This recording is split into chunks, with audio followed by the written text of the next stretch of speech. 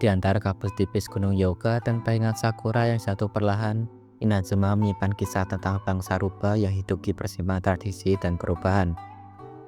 Nama mereka muncul dalam ritual, dalam cerita rakyat, dan dalam jejak lama yang masih tertinggal di tanah suci. Banyak hal tentang mereka sudah memudar, tetapi pengaruhnya masih bisa ditemukan di kuil, artefak, dan cara Inazuma menjaga ingatannya sendiri. Kisah Kitsune di Inazuma tidak berdiri sebagai hiasan kecil dalam sejarah wilayah itu. Mereka ikut membentuk arah spiritual Inazuma sejak masa yang sangat lama.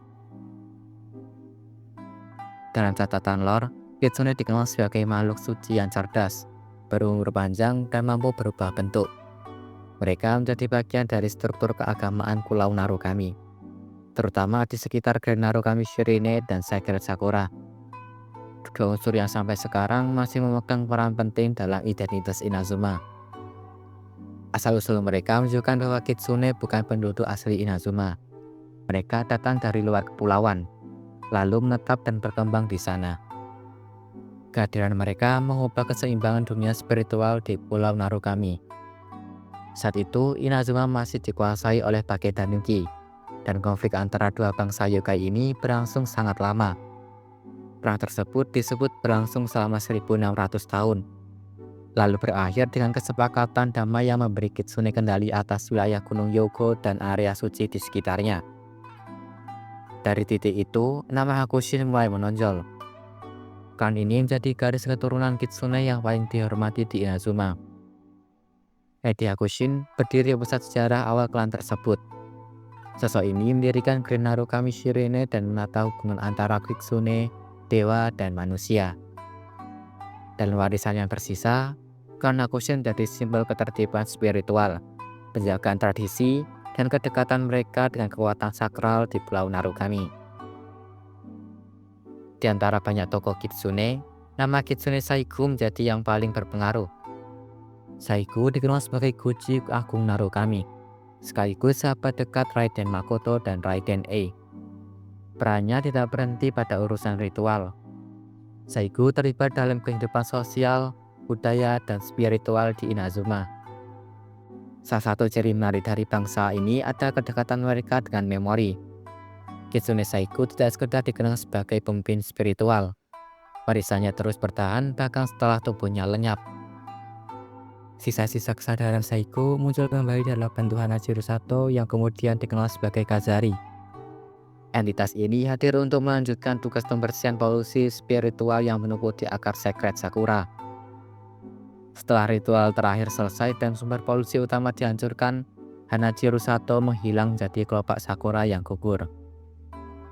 Dari dirinya tertinggal sebuah topeng yang kemudian menjadi cetak biru bagi pembuatan Hakushin Ring.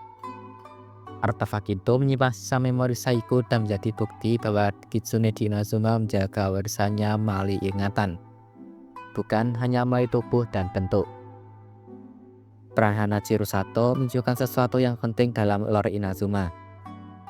Kitsune punya hubungan langsung dengan pemurnian, memori, dan keseimbangan alam.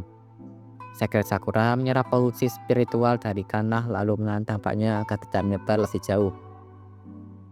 Dalam proses ini, Kitsune berperan sebagai penjaga tradisi sekaligus penjaga sistem spiritual yang menopang Inazuma. Tugas seperti ini menempatkan mereka pada posisi yang sangat penting, karena stabilitas wilayah tidak hanya ditentukan oleh pemerintah, tetapi juga oleh kemampuan menjaga hubungan antara alam, manusia, dan dunia gaib. Lalu ada Yai Miko, sosok Kitsune berpangkat tinggi yang masih aktif sampai sekarang. Miko muncul sebagai penerus garis Hakushin dalam era modern. Perannya unik karena tidak berhenti pada tugas religius.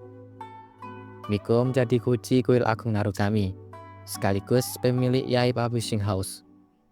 Kehadiran Miko menjadi jembatan antara masa lalu dan masa kini. Dalam banyak peristiwa, Miko tampil sebagai pihak yang memahami Ei dengan sangat baik. Miko cukup berani untuk berbicara terus terang kepada Raiden Ei. Dari titik ini, Kitsune tidak lagi dipahami hanya sebagai penjaga ritual lama. Mereka juga menjadi penghubung antara tradisi dan dunia yang terus bergerak. Miko juga menunjukkan sisi budaya Kitsune yang lebih luas. Melalui penerbitan buku, Miko berusaha menjaga agar cerita, hiburan, dan literatur tetap hidup. Hal ini penting bagi makhluk berumur panjang karena perubahan dan erosi bisa membuat ingatan mereka menjadi kabur. Dalam cara pandang Miko, cerita menjaga tradisi tetap bergerak. Tradisi yang berhenti bergerak akan berubah menjadi beban. Tradisi yang tetap hidup akan terus memberi tempat bagi ingatan.